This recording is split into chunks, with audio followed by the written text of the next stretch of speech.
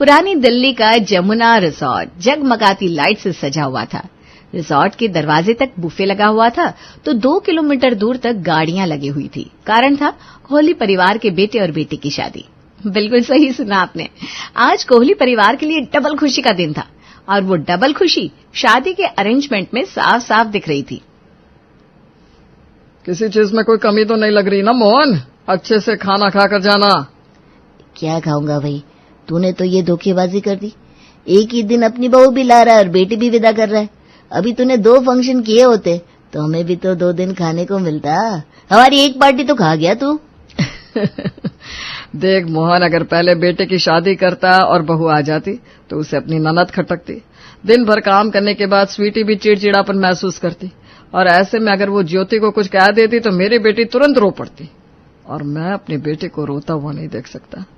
और अगर पहले मैं अपनी बेटी को विदा कर देता तो उसके गम से ही मैं ऐसा बिस्तर पकड़ता कि बहू लाने की सोच भी नहीं पाता। इसीलिए मैंने एक ही मुहूर्त पर दोनों की शादी करने की सोची। बस बस भाई, तू तो पूरी राम कथा बताने लग गया। मैं मजाक कर रहा था। अरे शादियों में ऐसा बंदोबस्त किया है जैसा कोई कर ही नहीं सकता। मुझे तो लग रहा है मानो आधा शहर तेरे फंक्शन में पहुंच गया है।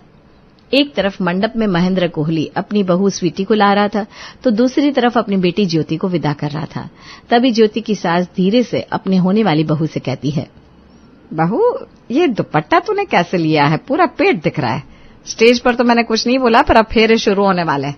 सभी बड़े बुजुर्ग आएंगे, नजर पड़ती है, अच्छा नहीं लगता। जी जी समधन जी, मेरी ज्योति तो खुद इन चीजों का ख्याल रखती है, पर आजकल के ये मेकअप आर्टिस्टों को आप जानती है ना, ऐसे कपड़े पहना देगी कोई क्या ही कहे। मैं 5 मिनट में दुपट्टा ठीक करके आती हूँ मम्मी, तुम सामने मंडप पर जाओ, मैं तो विदा हो रही हूँ। भाभी के साथ तुम्हारा रहना ज्यादा जरूरी है, यहाँ मैं सब देख लूंगी। कभी खुद की भी सोच लिया कर बेटा। ये कहकर मनीषा ज्योति के सर पर हाथ फेर कर अपने बेटे के मंडप में चली जाती है। अपनी सास के सिर्फ एक बार कहने भर से ही मंडप से उठकर ज्योति दुपट्टा ठीक करने के लिए दूसरे कमरे में चली जाती है। एक तरफ स्वीटी अपने हिसाब से गाउन पहनकर फेरों में बैठी हुई थी, दूसरी तरफ ज्योति का दुपट्टा तक ठीक करवाया जा रहा था। पर ज्योति इन चीजों पर ध्यान नहीं देती और अपने सास के मन की शांति और अपने घर वालों की खुशी के लिए ये भी कर देती है। फेरे अच्छी तरह संपन्न हो जाते हैं और ज्योति विदा होकर नवीन के घर आ जाती है। अगली सुबह, बाप रे बाप बहू, तेरी भाभी तो एक नंबर की मॉडल आई है। मॉडल क्या कहूं मैं, संस्कारहीन है। गलती तो समधन जी की है जो इतनी छूट दे रखी है।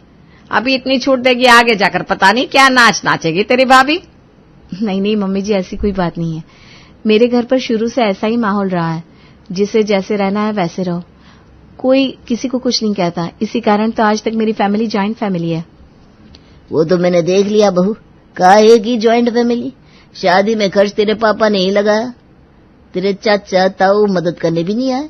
काहे की जॉइंट फैमिली? हाँ अच्छा ये सब छोड़, जब तेरे मायके वालों को ही नहीं फर्क पड़ रहा है तो हम कौन होते हैं बोलने वाले। वैसे साड़ी काफी सुंदर है बहू तेरी, और बांधी भी बड़े अच्छे से है। मुझे पता था मैं अपने ससुराल वालों के हिसाब से रहूंगी तो सब मुझे जरूर प्यार करेंगे। आखिर कर ही दी ना मम्मी जी ने तारीफ। रात को वो पेट दिखाने वाला इंसिडेंट अब मम्मी जी भूल जाएंगी। ज्योति अपनी सास से तारीफ सुनकर बड़ी खुश हो जाती है और रसोई में जाकर आए हुए मेहमानों की खातिरदारी में लग जाती है। तभी निधि रसोई में आती है। भाभी जी और बुआ जी के साथ जाने वाला राशन अच्छे से भर भर कर पैक कीजिएगा भाभी, वरना अगर ये 2 शख्स नाराज हो गए ना तो घर का माहौल जो इतना चहल पहल वाला बना हुआ है, इसमें 2 मिनट में ही अशांति फैल जाएगी। नहीं नहीं दीदी, आप फिक्र मत कीजिए, मैं बुआ जी और मामा जी के साथ जाने वाला नाश्ता भर भर कर पैक करूंगी। ज्योति सभी मेहमानों का नाश्ता पैक करती है और बाहर हॉल में लाकर रख देती है। 12 बजने वाले हैं। नवीन, स्टेशन पहुंचते पहुंचते 12:30 हो जाएंगे। 1 बजे की तो ट्रेन है। चल मुझे स्टेशन छोड़ दे। ज्योति फौरन झुककर अपनी चाची सास के पैर छूते हुए आशीर्वाद लेती है। अच्छे से जाइएगा चाची जी, ये आपके सफर का नाश्ता। ये सही है, ससुराल वालों के लिए छोटा पैकेट, मायके वालों के लिए बड़ा। काफी दोहरी अरेंजमेंट करवाई भाभी आपने। अरे गोमती, ये क्या कह रही है तू? ऐसी कोई बात नहीं है बहू, बड़ा वाला पैकेट दे दे गोमती को। तभी ज्योति की बुआ सास अपने नाश्ते का पैकेट लेने वहां आती है, पर दोनों बड़े पैकेट तो ऑलरेडी बच चुके थे। उसके लिए बड़ा पैकेट बचता नहीं और वहीं खड़े खड़े मच जाता है कलेश। चार भाइयों की इकलौती बहन हूं मैं। भाभी फिर भी कभी इस घर में मेरी इज्जत नहीं हुई। आज बहू ने मेरे लिए बड़े नाश्ते का पैकेट पैक कर दिया तो क्या चला गया आपका? बताइए, बहू से लड़कर मेरे हिस्से का पैकेट लेकर बैठ गई आप, और आपकी प्यारी जेठानी ने दे भी दिया।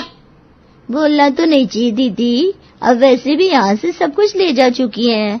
हर बड़ी चीज पर सबसे पहले हाथ आप ही तो मारती आई है। इस बार मैंने मार लिया तो हजम नहीं हुआ आपको? वैसे ये मैंने शकुंतला भाभी के भाई के लिए पैक किया हुआ पैकेट लिया है, आपके हिस्से का नहीं। वाह वाह वाह, मतलब मायके वालों के लिए अलग पैकेट पैक हो रहा है, ससुराल वालों के लिए अलग। चुप हो जा पार्वती, क्यों अपना जी जला रही है?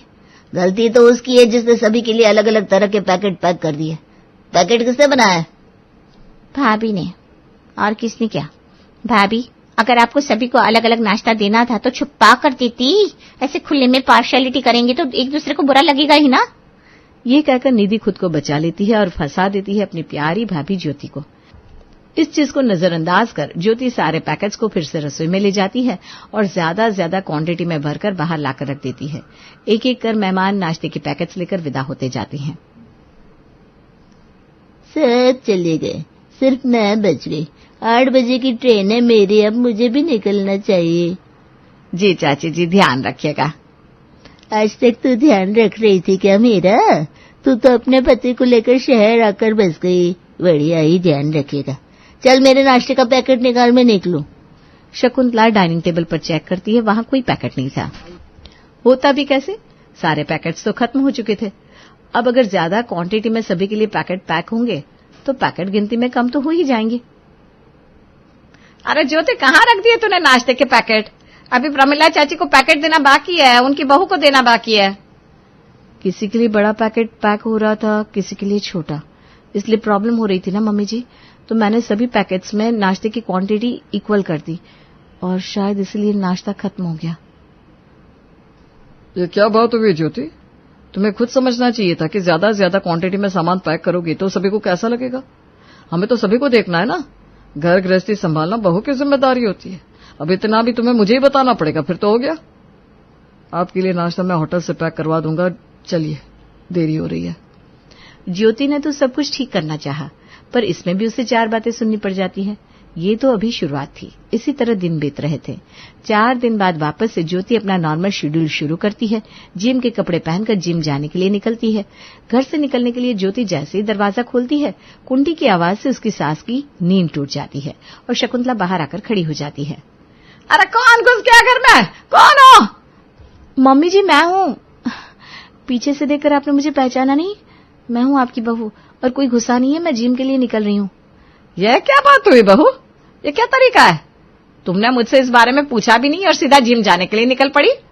वो तो कुंडी की खटकाट से मेरी नींद खुल गई, वरना तो ऐसे ही जिम चली जाती और मैं तुझे यहाँ वहां ढूंढती रह जाती। नहीं मम्मी जी, मैंने नवीन जी को कह दिया था कि वो आपको बता दें। तो उसके कह देने भर से हो गया है?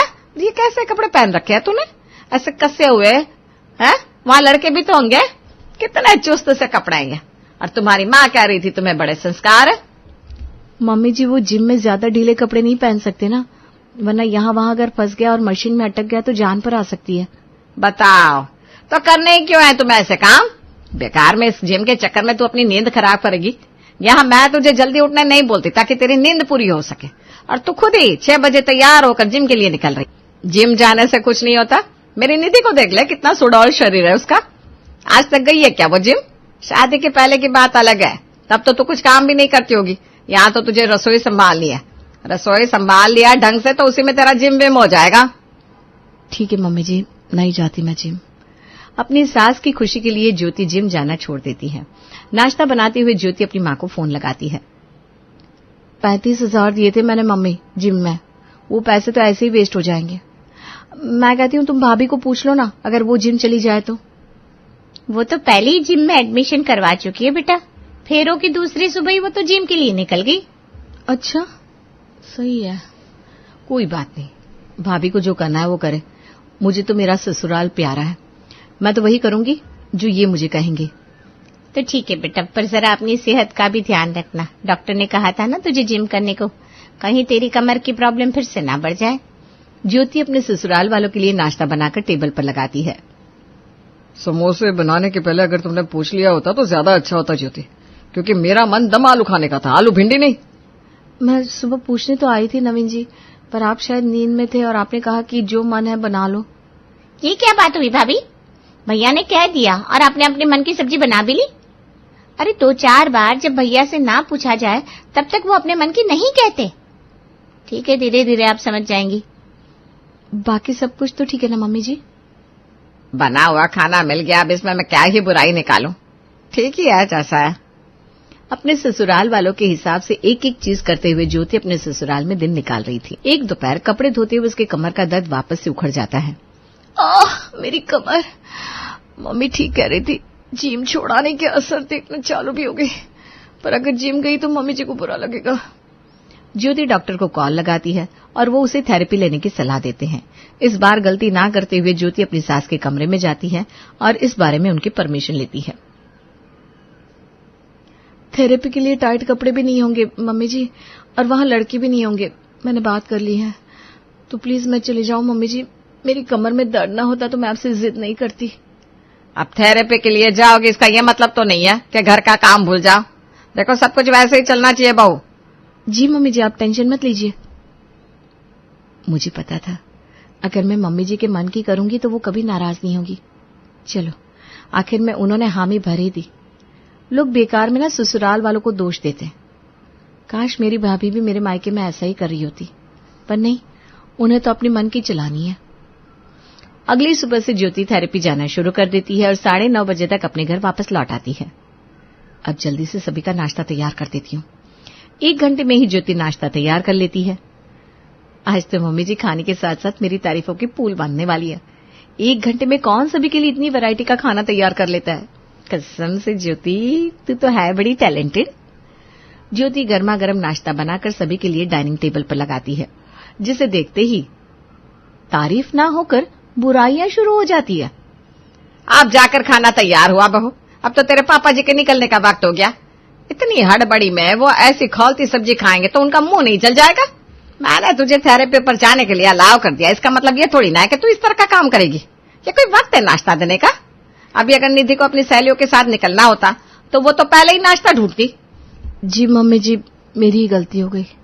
वो ज्योति जो हमेशा खुद में ही गलतियां निकालती थी और उन्हें सुधारने की कोशिश करती थी, अब धीरे धीरे समझ में आ रहा था कि उसकी कोशिशों के बाद भी उसके ससुराल वाले उससे खुश नहीं होने वाले। वो बड़ा उदास महसूस कर रही थी। तभी उसकी माँ का फोन आता है। भाभी कैसी है मम्मी? मतलब घर पर एडजस्ट हो पा रही है क्या ठीक से? एडजस्ट तो पता नहीं बेटा, उसने तो आते ही 4 नौकर रखवा लिए।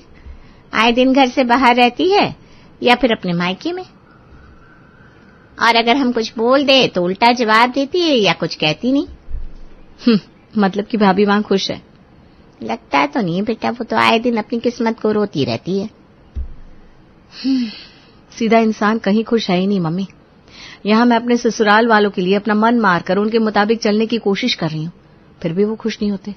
और तुम लोग भाभी को इतनी छूट दे रहे हो, उसके बाद भी भाभी तुम लोगों की इज्जत नहीं करती। अगली सुबह 4 बजे उठकर ज्योति सभी के लिए नाश्ता बना देती है, थर्मस में चाय भरकर रख देती है और फिर जाती है थेरेपी क्लास के लिए। 9:30 बजे थेरेपी से लौटकर ज्योति जब घर आती है तो देखती है अभी तक किसी ने खुद से नाश्ता तक नहीं लिया। कल तो मम्मी जी ऐसे कह रही थी जैसे यहां 8 बजे तक सब खा लेते हैं। 9:30 बज रहे हैं, दीदी को तो अपनी सहेलियों के साथ जाना होता है, फिर उन्होंने क्यों नहीं किया नाश्ता? क्योंकि मैं नहीं थी परोसने के लिए। गलती मेरी है, कुछ ज्यादा ही अच्छी बन रही थी मैं। फटाफट नाश्ता गरम करके ज्योति टेबल पर लगाती है। नाश्ता बनाकर गई थी मैं मम्मी जी, किसी ने लिया नहीं। बना हुआ खाना तुम्हारे घर में कोई खाना नहीं चाहता बहू, और तू चाय थर्मस में भरकर चली गई, यह क्या बात हुई? बिल्कुल सही कहा आपने मम्मी जी, गलती मेरी ही थी जो मैं चाय नाश्ता बना कर गई थी। कल से मैं थेरेपी में जाने से पहले या थेरेपी से आने के बाद नाश्ता नहीं बनाऊंगी, क्योंकि मेरे शरीर को भी तो आराम चाहिए। नाश्ता आप लोग अपने हिसाब से बना लीजिएगा या बनवा लीजिएगा। कैसी बात कर रही हो तुम मम्मी से ज्योति? जैसी बात मुझे शादी के दूसरे दिन ही कर देनी चाहिए थी नवीन। घर में दीदी के लिए सोने के गहने बनवाने की राय देती हूँ तो मम्मी जी कहती हैं मैं अपनी ननद की शादी करके उससे पीछा छुड़वाना चाहती हूँ, और मम्मी जी की ही सुनकर मैं इस प्लान को अगर चेंज कर देती हूँ तो मम्मी जी कहती है मैं अपनी ननद पर 2 पैसे खर्च नहीं करना चाहती। इसका तो यही मतलब हुआ ना मैं जितना सहूंगी उतना ही ज्यादा मुझ पर और जुल्म किया जाएगा। अब मैं ये जुल्म नहीं सहने वाली। यहाँ खुद के लिए ज्योति बोलना शुरू करती है उसके मायके में उसके पेरेंट्स। स्वीटी बहू, मैं क्या कह रही थी कि तुम मायके जा रही है ना, तो तू वहीं रह जाना। यहाँ तो तुम्हें कुछ भी मिल जाए तो तुम्हें वो मजा नहीं आता जो तुम्हें तुम्हारे मायके में आता है। तो ये महीने में 4 दिन तुम जो ससुराल में रहकर खुद को स्ट्रेस देती हो, वो अब देने की जरूरत नहीं है बेटा, मायके में ही रहो तुम। ये क्या कह रही हैं मम्मी जी आप? वही बेटा जो मुझे तुम्हारे लक्षण देखकर मंडप पर ही कह देना चाहिए था, पर मैंने कहा नहीं ना, सो गलती हो गई मेरी। समाज को दिखाकर 4 दिन ससुराल में आकर जो तुम मेरे बेटे की सैलरी लेकर जाती हो, वो अब मैं और बर्दाश्त नहीं करूंगी। मनीषा की बोली सुनकर स्वीटी हक्की बक्की रह जाती है, तो वहां ज्योति की बोली सुनकर उसके ससुराल वाले, दोनों ही घर में अब तक अपना राज चला रहे लोग समझ जाते हैं कि सहने वाले की भी बोली होती है। जैसे ही मनीषा और ज्योति अपने पर आती है, दोनों ही घरों की गाड़ी ट्रैक पर आ जाती है। एक बार की बात है, रमा की 2 बहुएं थी, रश्मि और इंदु। एक को वो अपनी पसंद से लेके आई थी और दूसरी उसके खुद के बेटे ने पसंद की थी, जिसका नाम इंदु था। इंदु को उसकी सास पसंद नहीं करती थी और दूसरी बहू रश्मि को बहुत पसंद करती थी। रश्मि इधर तो आओ, देखो तुम्हारे लिए मैंने कंगन बनवाए हैं। अरे वाह मम्मी जी, दिखाओ। ये देखो, सोने के हैं। ये क्या मम्मी जी, इतने पतले से, ये भी कोई कंगन है? हमारे मायके में तो ऐसे कंगन नौकरानी भी नहीं पहनती। अरे तू चिंता क्यों करती है, अगली बार इससे भी महंगे कंगन बनवाऊंगी तेरे लिए। अभी के लिए तो रख ले बेटा। चलो ठीक है, आप कह रही हैं तो। मम्मी जी, मेरे लिए आप कुछ नहीं लाई? हाँ, ये लो। इंदु बहुत खुशी खुशी बॉक्स खोलती है तो देखती है कि एकदम सिंपल सी लाल रंग की चूड़ियाँ होती है। इंदु सब कुछ देख रही होती है, उसे बिल्कुल भी अच्छा नहीं लगता, पर इससे इंदु की सास को कोई भी फर्क नहीं पड़ता। वो तो हमेशा उससे बुरा ही बर्ताव करती थी। इंदु, ये खाना कैसा बनाया है? क्या हुआ मम्मी जी? अरे इसमें तो नमक ही नहीं है। नमक आपको मना है ना मम्मी जी, आपका बीपी बढ़ा हुआ था इसलिए। इंदु, तू मुझे मत सिखा, समझी? जैसा खाना सबके लिए बनता है वैसा ही खाना मेरे लिए भी बनाया कर। सासू माँ की डांट खाकर इंदु अपने कमरे में आ जाती है और हम देखते हैं कि वो कोई आम लड़की नहीं है, बल्कि उसके पास सुपर पावर है। चुटकी बजाती है और कमरा अपने आप साफ हो जाता है, पर घर के सारे काम वो अपने आप ही करती थी। सफाई करना, कपड़े धोना, खाना बनाना, ये सब उसने बहू बनने के लिए सीख लिया था। इंदु, एक काम तुम ठीक से नहीं करती। अरे मैंने तुमसे कहा था कि पीली साड़ी प्रेस करके रखना और तुमने लाल वाली कर दी। सॉरी मम्मी जी, घर में इतना सारा काम होता है, मुझसे गलती हो गई। कितना काम होता है सब दिखता है मुझे। तो फिर आपको ये क्यों नहीं दिखता कि रश्मि दीदी तो कोई भी काम नहीं करती? उससे तुम अपनी बराबरी मत करो, समझी? क्यों मम्मी जी, मैंने ऐसा क्या किया है जो आप मेरे साथ ऐसा बर्ताव करती हैं? तुम उसकी जगह कभी नहीं ले सकती। उसे मैं पसंद करके लाई थी और तुम। मैं क्या मम्मी जी, रुक क्यों गई? तभी वहां रश्मि आ जाती है। तुम तो अनाथ थी, समझी? वो तो आकाश भैया पता नहीं कहां से तुम्हें पसंद करके लाए और हमारे ऊपर थोप दिया।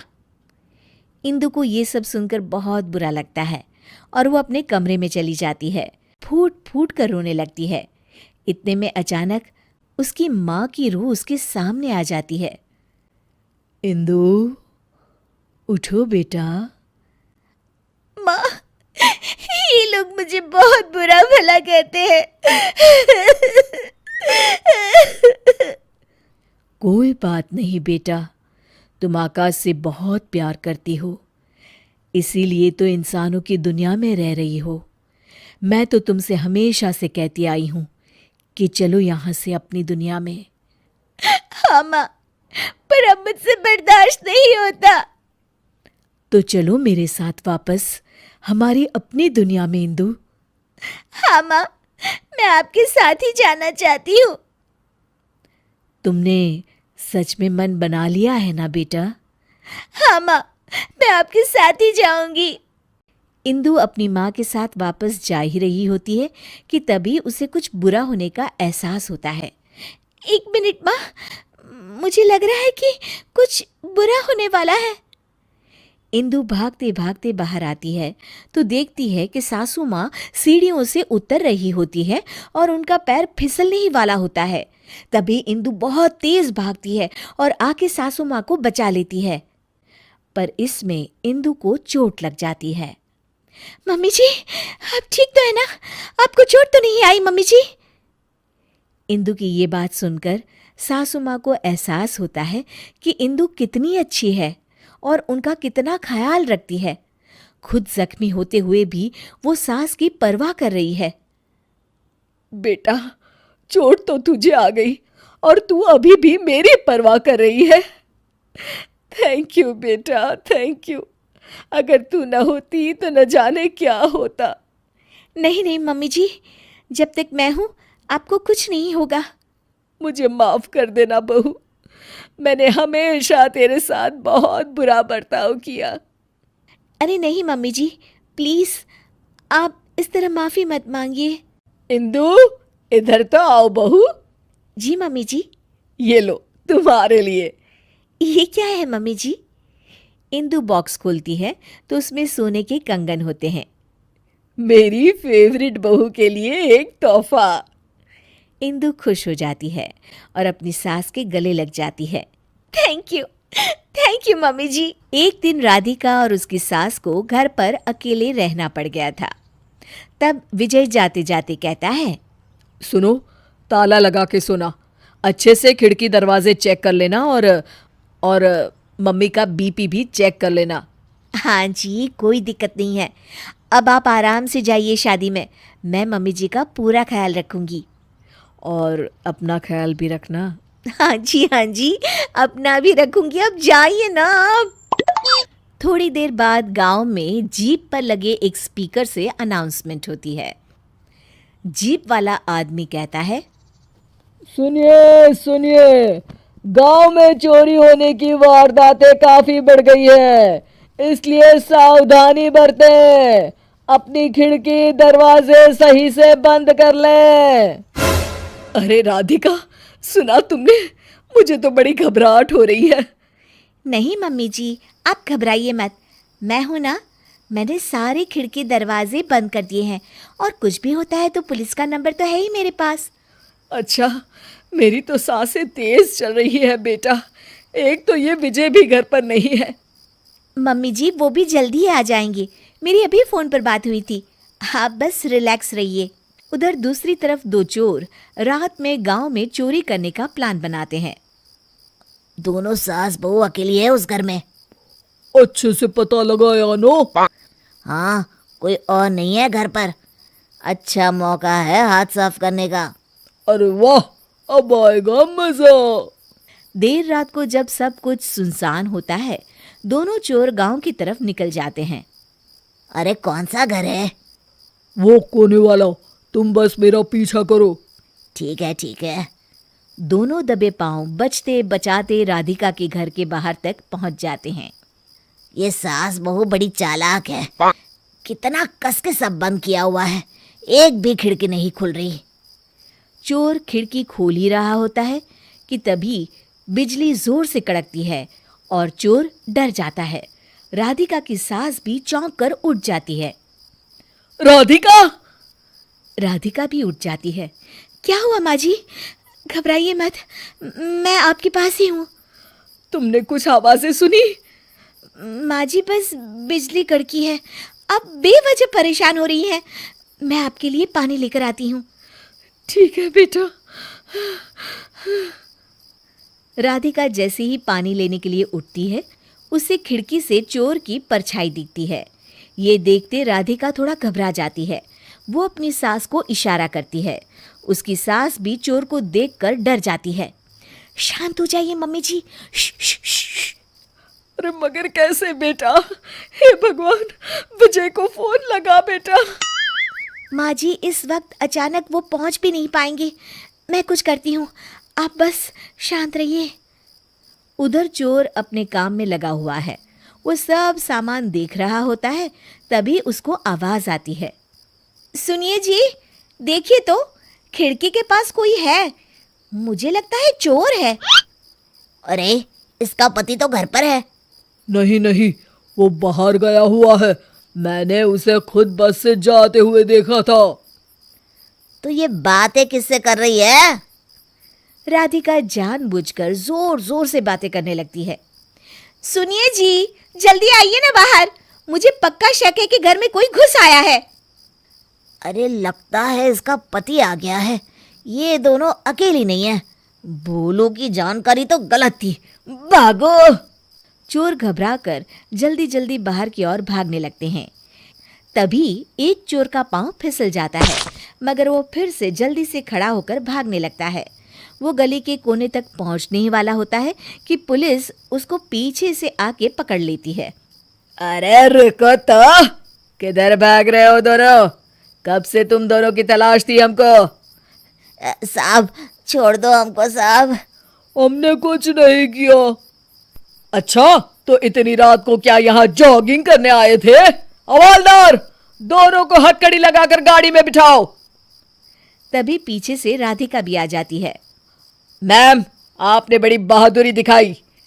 अगर सभी आपके जैसे नीडर नागरिक हो तो कितना अच्छा हो। सर, आपको मेरी सासू माँ ने फोन किया था। उनका ही आइडिया था ये। हाँ, और चोर को डराने का आइडिया तो राधिका का था। बहुत ही समझदार और नीडर है मेरी बहू। चलिए, आप दोनों का ही बहुत बहुत शुक्रिया। आपने इन चोरों को पकड़वाकर देश की मदद की है। और हाँ, पुलिस स्टेशन आकर अपना इनाम जरूर से ले लीजिएगा। और अगले दिन विजय शहर से आ जाता है। वो अखबार में तस्वीर देखता है जिसमें राधिका और माँ इनाम ले रहे होते हैं। माँ, आपको कोई चोट तो नहीं आई है ना? अरे ना बेटा ना, जब तक राधिका साथ है तकलीफ कैसी। राधिका, तुम ठीक तो हो ना? I am so proud of you Radhika, तुम बहुत ही समझदार हो। नेहा की पढ़ाई कंप्लीट होने के बाद वो मुंबई से अपने गांव लौट आती है। मुंबई में रहने के कारण नेहा बाहर के तौर तरीके सीख जाती है। नेहा, ओ नेहा, समय देखा है, अब उठ भी जा, 12 बज गए हैं। ये लड़की भी ना। ओ माँ, सोने भी दो ना, अभी तो 12 ही बजे। हे भगवान, 12 बज गए और ये कहती है अभी 12 ही तो बजे हैं। अरे अब चल, उठ भी जाना बेटा। नेहा फ्रेश होकर अपने कमरे से बाहर निकलती है और मोबाइल चलाने बैठ जाती है। हे भगवान, इस लड़की को कौन समझाए। एक तो इतनी लेट उठती है और उठते ही मोबाइल में घुस जाती है। ओह मॉम, जस्ट चिल ना, कितना चिल्लाओगे, अब चुप ही हो जाओ। जरा कुछ बनाना भी सीख जा बेटा। सिर्फ बैठ कर खाने से कुछ नहीं होता, बनाना भी आना चाहिए, जो कि तुम्हें बिल्कुल नहीं आता। मैं और खाना बनाऊंगी ये मुझसे कभी नहीं होगा मॉम। चल, अब थोड़ा चाय ही बना कर ला दे, मैं थक गई हूँ। अच्छी सी चाय पिला दे मुझे। नेहा चाय बनाने किचन में चली जाती है, पर उसे चाय बनाना तो आता ही नहीं। वो मन ही मन सोचती है, अब मैं ये चाय कैसे बनाऊं? मुझे तो चीनी किसे कहते हैं ये भी पता नहीं है। नेहा चाय बनाकर अपनी माँ और पापा को देती है। तभी उसके पापा नरेश चाय पीते ही कहते हैं, छे, ये क्या डाल दिया तुमने इस चाय में? लगता है चाय में चीनी की जगह नमक डाल दिया है। ये क्या किया नेहा तुमने? एक कप चाय तक बनाना नहीं आता, चीनी की जगह नमक डाल दिया। हे भगवान, इस लड़की का क्या करूं मैं। ओह मॉम, अब जो बना है उसे पी लो फिलहाल। मैं अपने दोस्तों के साथ शॉपिंग करने जा रही हूँ, रात तक आ जाऊंगी। नेहा, ए नेहा! मंजू गुस्से में चिल्लाती रहती है, पर नेहा चली जाती है। उसके जाते ही मंजू के घर शीतल पड़ोसन पहुंच जाती है। वो नेहा को बाहर जाते देख लेती है। अरे नेहा की माँ, क्या बात है? मैंने अभी अभी नेहा को तो बाहर जाते देखा। अब क्या कहूँ शीतल बहन, इस लड़की को कौन समझाए, मैं इसके पीछे ना पागल हो गई हूँ। मंजू बहन, तुम इतना परेशान ना हो, समय के साथ वो भी सब कुछ सीख जाएगी, अभी बच्ची है वो। अच्छा, अभी वो बच्ची है, 22 साल की हो गई है और तुम कहती हो बच्ची है। अब नहीं सीखेगी तो कब सीखेगी? मंजू बहन, तुम उसे अच्छे से समझाओ तो वो समझ जाएगी। इसमें इतना गुस्सा करने वाली क्या बात है? अब तू ही अपनी बेटी नैना को देख ले, उसे घर का सारा काम आता है। जरा सा उसके बारे में नेहा का बोला तो भड़क जाती है। मेरी बेटी तो है ही लाखों में एक। ठीक है मंजू बहन, मैं फिर कभी आती हूँ। शीतल के जाने के बाद मंजू परेशान हो जाती है। हे भगवान, मैं इस लड़की का क्या करूं? इतनी बड़ी हो गई है, घर का कोई काम नहीं आता और दिन भर सिर्फ दोस्तों के साथ बिजी रहती है। रात होती है, नेहा घर वापस आती है। तभी नेहा के पिता नरेश कहते हैं, नेहा, इतनी देर रात तक तुम कहाँ थी? बोला तो था शॉपिंग पे जा रही हूँ। सुधर जाओ नेहा, वरना तुम बहुत पछताओगी। तुम्हें पता भी है तुम्हारी माँ तुम्हें लेकर कितनी परेशान है। मॉम तो खामखा मेरे पीछे परेशान रहती है। मॉम को बोल दीजिएगा कि ज्यादा परेशान ना हो। नेहा अपने पिता की एक भी नहीं सुनती और अपने रूम में चली जाती है। सुबह होती है, तभी उसकी माँ, तू मेरे साथ चल, आज मैं तुझे खाना बनाना सिखाऊंगी, चल मेरे साथ। माँ, ये तुम मुझे कहाँ लेकर जा रही हो? छोड़ो मेरा हाथ। कहा तो कि आज मैं तुझे खाना बनाना सिखा कर रहूंगी। अब चुपचाप चल मेरे साथ, ज्यादा बहस नहीं चाहिए। मंजू नेहा को किचन में ले आती है और नेहा को आटा गूंथने के लिए कहती है। क्या कहा? खाना? वो भी मुझसे बनवाओगी? अपनी ये सोच भी कैसे लिया मॉम? मुझे ये खाना वाना बनाना नहीं आता। इसीलिए तो कह रही हूँ कि मैं सिखाती हूँ। क्यों मॉम, क्यों तुम मेरे पीछे पड़ी रहती हो? मैं एक अच्छी पढ़ी लिखी मॉडर्न लड़की हूँ।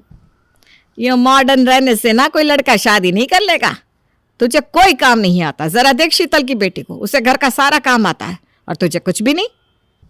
उफ़ो मम्मा, ये क्या शीतल की बेटी लगा रखा है? मैं सब कुछ हैंडल कर लूंगी। मैं आजकल की लड़की हूँ, कोई गवाह नहीं हूँ।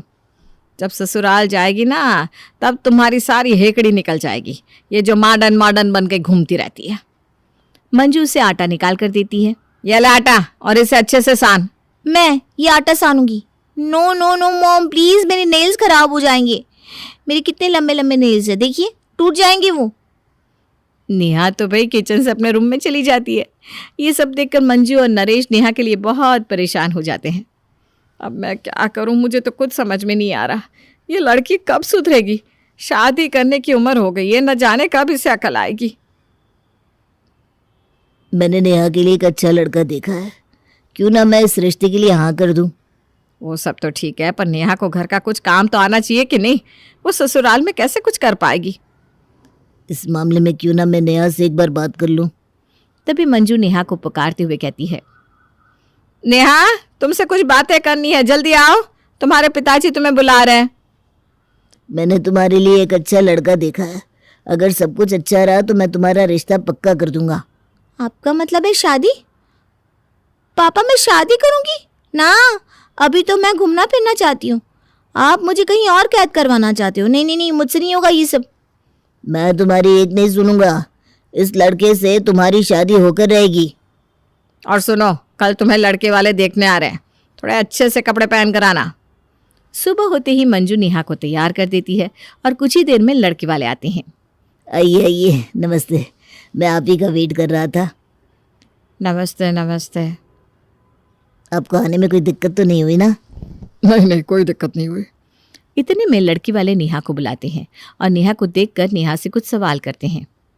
आप कितने तक पढ़े हो और आपको क्या क्या आता है? खाना वाना तो बना लेती हो ना? खाने का नाम सुनकर मंजू हड़बड़ाकर नेहा के बदले जवाब दे देती है। हाँ हाँ, मेरी बेटी सब कुछ जानती है। उसे तो घर के सारे काम आते हैं। अच्छा, तब तो ठीक है।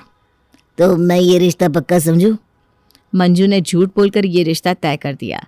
उनके ससुराल वालों को ये पता नहीं चला कि नेहा को घर का कोई भी काम नहीं आता। चलो, अब तो रिश्ता पक्का हो गया, अब तो शादी की तैयारी करनी होगी। पर माँ, मुझे कुछ नहीं आता। तुमने उनको झूठ क्यों कहा कि मुझे घर का सारा काम आता है? चुप कर। देखते ही देखते नेहा की शादी हो जाती है। शादी होने के बाद नेहा ससुराल में भी लेट से उठती है। अरे नेहा बहू, पहली सुबह और इतनी लेट हैं? आज तो तुम्हारी इस घर की पहली रसोई है, कुछ अच्छा सा मीठा बनाकर खिलाओ बेटा। ओह गॉड, मुझे तो कुछ बनाना ही नहीं आता। बेचारी नेहा अब करती भी क्या, वो चुपचाप किचन की ओर चली गई। एक काम करती हूँ, मोबाइल में रेसिपी निकाल कर बना लेती हूँ, पर मुझे तो ये भी नहीं पता कि मीठा किस चीज़ से बनता है। नेहा अपनी माँ को फोन लगाती है। आपकी वजह से ना मैं यहाँ फंस चुकी हूँ। मुझे यहाँ मीठा बनाने को कह रहे हैं, क्या करूँ? मुझे कुछ भी नहीं आता। कहा था ना बेटा कि घर का काम भी आना चाहिए।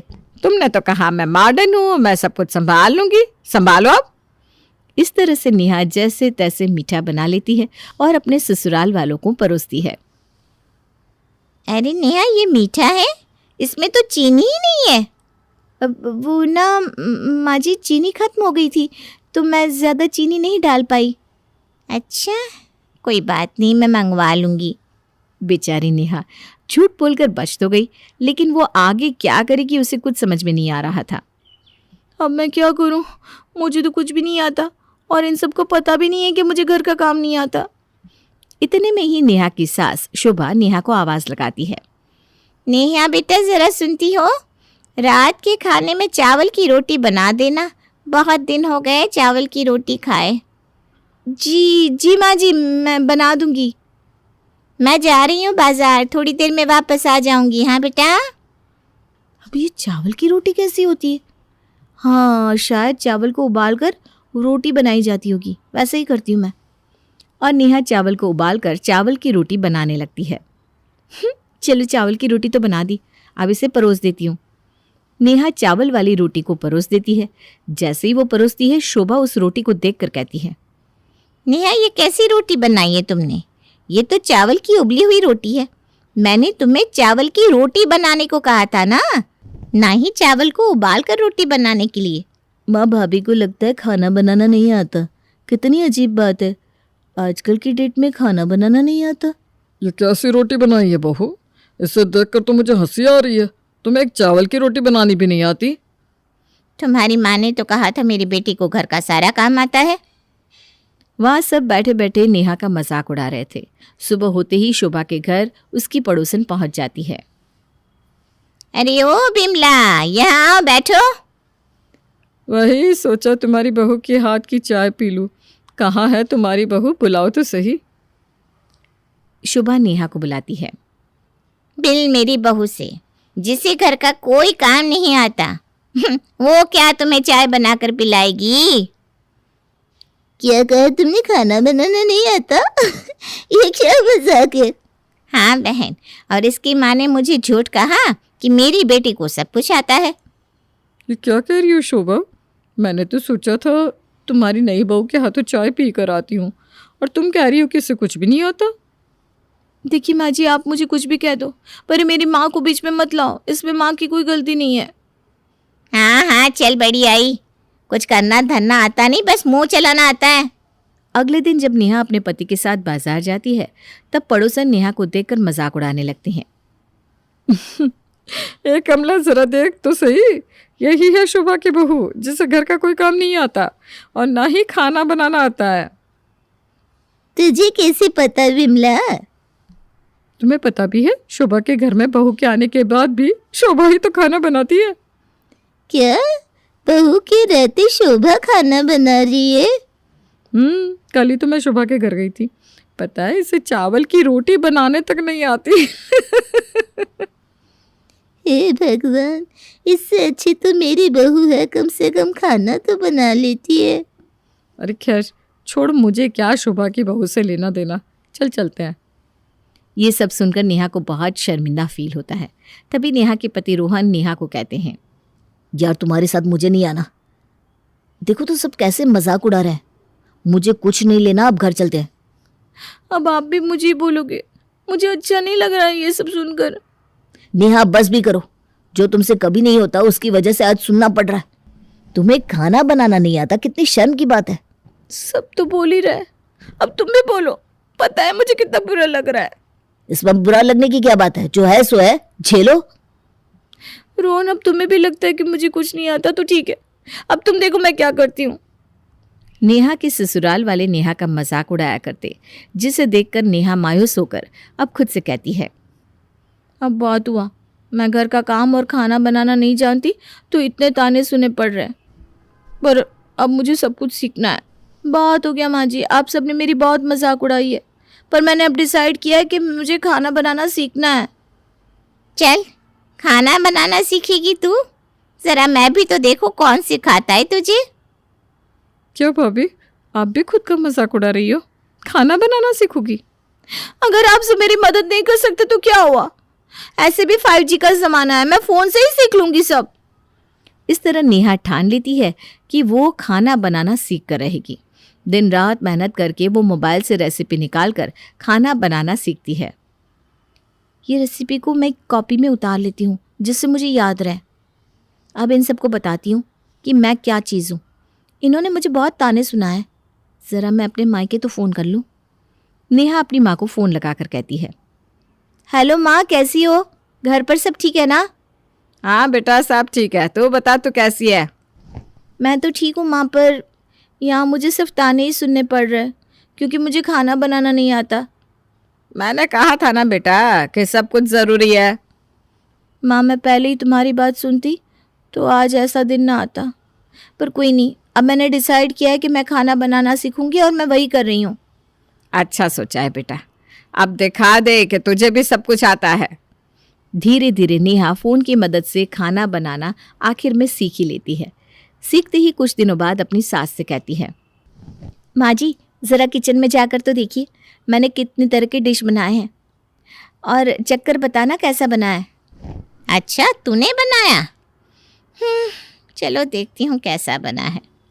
अरे नाना जी, आप भी तो चलिए, आप भी खाकर बताइए मेरे हाथ की बनी डिश आपको कैसी लगी। हाँ हाँ ठीक है। नेहा सभी लोगों को अपने हाथ की बनी डिश परोसती है। सभी लोग खाकर चौंक उठते हैं।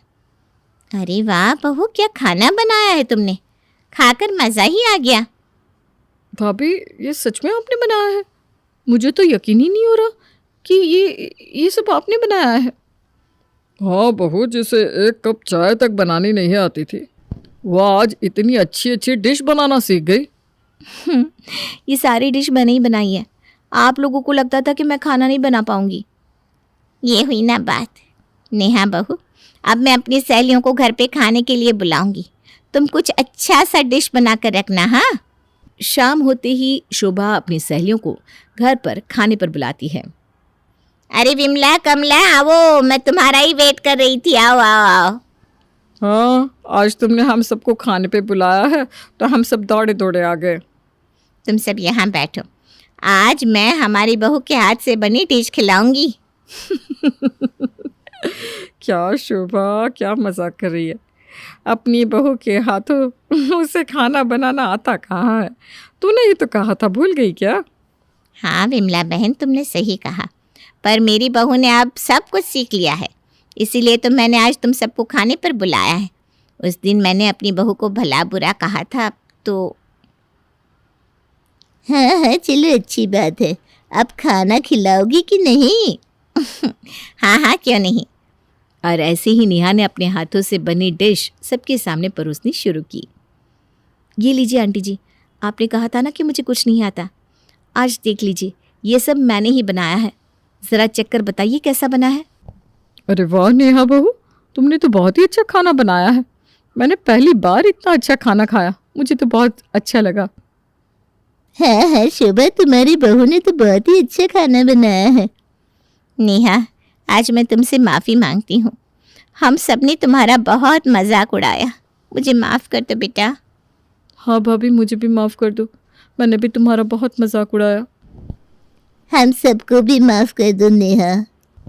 मैंने भी बाजार में तुम्हारा बहुत मजाक उड़ाया था। अरे कोई बात नहीं माँ जी, आंटी जी, ननद जी, अगर आप सब ने मुझे ताने नहीं दिए होते तो आज मैं ये सब सीख नहीं पाती। नेहा, आज तुमने कर दिखाया। और इस तरह नेहा घर का सारा काम और खाना बनाना सीख जाती है। अब उसे अपने ससुराल में कभी भी कोई दिक्कत नहीं होती और सब मिलकर खुशी खुशी रहने लगते हैं। सुधा और राजेश की शादी को हुए 10 साल गुजर चुके थे। कई अस्पतालों की चक्कर काटने और मंदिरों में माथा टेकने के बावजूद उन्हें संतान का सुख नहीं मिल पाया था कि फिर एक रात वो दोनों किसी मंदिर से लौट रहे थे कि तभी रास्ते के किनारे उन्हें एक छोटा बच्चा रोता हुआ दिखाई देता है। ये देखो भाग्यवान, इस बच्चे को कोई यहाँ अकेला छोड़ गया है। अरे यहाँ तो दूर दूर तक कोई दिखाई नहीं देता। शायद भगवान चाहता है कि इस बच्चे की परवरिश हम करें। तुम बिल्कुल सही कहती हो। इस बच्चे को यहाँ छोड़ना ठीक नहीं है। इसे हम अपने साथ घर ले जाएंगे। राजेश और सुधा उस नवजात शिशु को अपने घर ले जाते हैं और उसकी परवरिश शुरू कर देते हैं। लेकिन कुछ समय बाद सुधा माँ बन जाती है और एक बेटे को जन्म देती है। वक्त के साथ साथ दोनों बच्चे बड़े होने लगते हैं, लेकिन सुधा अपनी सारी ममता अपने सगे बेटे राहुल पर लुटाने लगती है। आज हमने अपने बेटे राहुल का एडमिशन इस शहर के सबसे बड़े स्कूल में करवाया है। और गोपाल, उसे कहाँ पढ़ाओगी? अरे वो पढ़ के क्या करेगा, उसका तो पढ़ाई में मन ही नहीं लगता, सारा दिन मस्ती करते रहता है। इसका एडमिशन करवा के तो सिर्फ पैसों की बर्बादी ही होगी। इस तरह सुधा गोपाल को पढ़ाती लिखाती नहीं है और गोपाल गैरेज में काम करने जाने लगता है। वक्त के साथ साथ दोनों लड़के बड़े हो जाते हैं और राहुल की शादी हो जाती है। माँ जी, आप काम करने में कितनी सुस्ती दिखाती हैं। खाना खाते समय तो आपके हाथ बड़े तेज चलते हैं। 2 वक्त की रोटी तो मजे से खा लेती हो, पर कभी सोचा है कि वो खाना कहाँ से आता है? आधे घंटे के अंदर ये काम खत्म हो जाना चाहिए। हे भगवान, ये डायन मेरे ही नसीब में लिखी थी। घर के सारे काम मुझसे करवाती है। इसने तो मेरा जीना हराम कर रखा है। पर अपना दुख कहूँ भी तो किससे? मेरा बेटा तो इसी के तलवे चाटता है। क्या सोचा था और क्या हो गया। फिर एक दिन, ये लो, हमारी शिमला की टिकट आ गई है। तुम जाने की तैयारी शुरू कर दो। अरे, मैंने तो सारी तैयारी पहले ही कर ली है। अरे बेटा, मैं और तेरे बाबूजी भी कब से वैष्णो देवी जाना चाहते हैं। हमें भी एक बार दर्शन करा ला। अब तो तूने अपने दफ्तर से छुट्टी भी ले ली है। तो हम साथ चलेंगे ना? माँ, तुम मेरी छुट्टियां खराब करना चाहती हो क्या? आए दिन तो तुम बीमार रहती हो। तुम क्या चाहती हो? तुम्हें अपने साथ ले जाकर मैं एंजॉय करूंगा कि तुम्हें लेकर वहां अस्पतालों के चक्कर लगाता फिरूंगा? ये तू क्या कह रहा है बेटा? भला अपनी माँ से कोई इस तरह बात करता है? अरे वाह माँ जी, उम्र हो चली है और घूमने फिरने का शौक अभी तक गया नहीं। बेकार की बातें करके हमारा मूड खराब मत करिए।